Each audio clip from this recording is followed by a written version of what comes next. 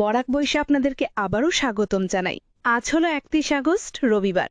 আজকে সকালের বিশেষ বিশেষ খবরগুলি হলো পাতারকান্দি শলগই বাজারে ভয়াবহ সড়ক দুর্ঘটনা, অ্যাম্বুলেন্স ও অয়েল ট্যাঙ্কারের মুখোমুখি। পাতারকান্দিতে মরদেহ নিয়ে আসা অ্যাম্বুলেন্স দুর্ঘটনায় আহত ৫ জন। শলগই বাজার এলাকার ৮ নম্বর জাতীয় সড়কের হাতেইছোড়া সেতুর পাশে শনিবার রাত ১১টা নাগাদ সংঘটিত হয় এক ভয়ঙ্কর দুর্ঘটনা। এতে ৫ ব্যক্তি গুরুতর জখম হয়েছেন। জানা গেছে ওই সময় আগরতলা থেকে অ্যাম্বুলেন্সে করে একটি মরদেহ পাতারকান্দির চান্থিরায় পৌঁছে দেওয়ার পথে দুর্ঘটনাটি ঘটে। অ্যাম্বুলেন্সটি শলগই বাজার এলাকায় পৌঁছার পর বিপরীত দিক থেকে আসা একটি অয়েল ট্যাঙ্কারের সঙ্গে সংঘর্ষ হয়। এতে অ্যাম্বুলেন্সের সবাই আহত হন। দুর্ঘটনায় চালক ফেসে যান নিজ আসনে। পরে স্থানীয়রা জেসিবি দিয়ে চেষ্টা করে তাকে উদ্ধার করেন। বাকিদেরও উদ্ধার করা হয়। শেষে আহতদের পাঠানো হয় পাতারকান্দি হাসপাতালে, কিন্তু অবস্থা গুরুতর হয় পরবর্তীতে তাদের শ্রীভূমি সিভিল হাসপাতালে প্রেরণ করা হয়।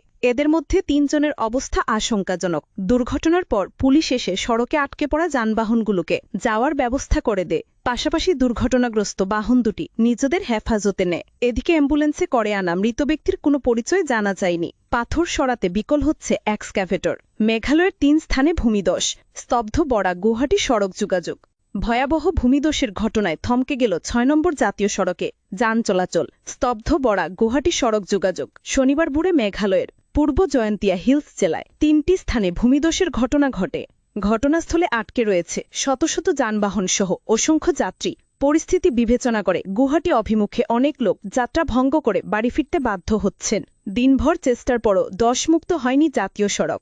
আজ মুখ্যমন্ত্রী আসা নিয়ে দুপুর থেকে Silchar Premtala national highway point no entry zone শহরের রাঙ্গিরঘাড়ি মোড়ে নেতাজি মূর্তির উন্মোচন করতে শিলচর সফরে আসছেন রাজ্যেরই মুখ্যমন্ত্রী। আজ আনুমানিক বেলা ৩টায় রাঙ্গিরঘাড়ি আসবেন মুখ্যমন্ত্রী। অনুষ্ঠান চলবে ৪টা সাড়ে ৪টা পর্যন্ত। ফলে শহরের এই ব্যস্ততম এলাকাকে যানজট মুক্ত রাখতে বিশেষ ব্যবস্থা নিচ্ছে কাঁসার জেলা প্রশাসন এবং শিলচর ট্রাফিক বিভাগ। ট্রাফিক ইনচার্জ শান্তনু দাস জানিয়েছেন, দুপুর থেকেই নো এন্ট্রি জোন হয়ে উঠবে প্রেমতলা থেকে ন্যাশনাল হাইওয়ে রোড পয়েন্ট। বেলা ১২টা থেকে ট্রাফিককে বিভিন্ন দিকে ডাইভার্ট করে দিতে চলেছেন তারা। রাঙ্গিরঘাড়িতে যেহেতু ব্যাপক জনসমাগম হবে, বিভিন্ন অনুষ্ঠান রয়েছে, তাই ওটা হয়ে উঠবে ফ্রি জোন।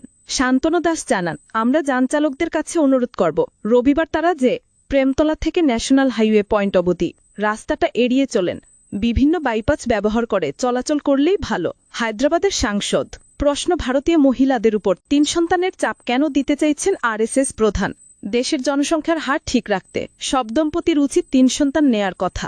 বাবা দিন দুয়েক আগে সংঘের এক অনুষ্ঠানে দাঁড়িয়ে এই সংক্রান্ত নিদান দিয়েছিলেন সংঘ প্রধান মোহন ভাগবত। রাষ্ট্রীয় স্বয়ংসেবক সংঘের ১০০ বছর সংক্রান্ত এক অনুষ্ঠানে বৃহস্পতিবার মোহন ভাগবত বলেন, ভারতের জনসংখ্যা নীতিতে ২-১ সন্তান জন্মের পরামর্শ দেয়া হয়, তবে এর অর্থ একটি পরিবারের ২টি নয়, ৩টি সন্তান থাকা উচিত। প্রতিটি নাগরিকের লক্ষ্য হওয়া উচিত তার পরিবারের যেন ৩ সন্তান থাকে। সংঘ প্রধানের বক্তব্য, জনসংখ্যা দেশের সম্পদ, তাই সেটার হার যাতে কমে না যায় তা নিশ্চিত করে নাগরিকদের কর্তব্য। অধিকাংশ বিরোধী দলই ভাগবতের এই নিদানের বিরোধিতা করছেন, তবে সংঘ প্রধানের বিরুদ্ধে সুর সপ্তমে চড়ালেন ঐয়সী। তার বক্তব্য, এতদিন দেশের জনসংখ্যা বৃদ্ধির জন্য এই আরএসএসই মুসলিমদের দায়ী করত। সেখানে বাস্তব হল যে দেশে মুসলিমদের জন্মহার কমেছে আর হিন্দুদের বাড়ছে। এই পরিস্থিতিতে আবার ৩ সন্তান নীতির কথা কেন?